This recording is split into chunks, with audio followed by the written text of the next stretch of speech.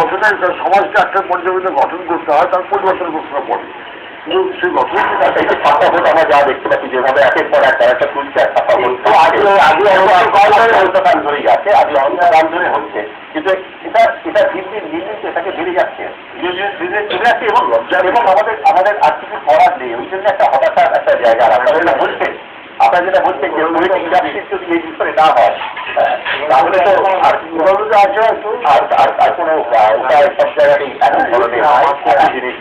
একই জিনিস করে যাবে। তোমাকে একটা কথা চিন্তা বলুন, আমি তো গায়ে গায়ে ঘুরি, গায়ে গায়ে অসাধারণ কথা চালু আছে প্রত্যেক জানি যাবে।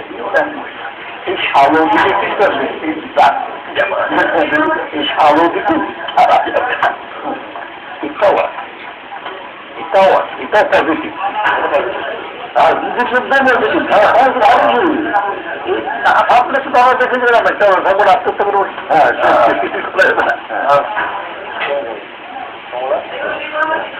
এখন সেটা এই যে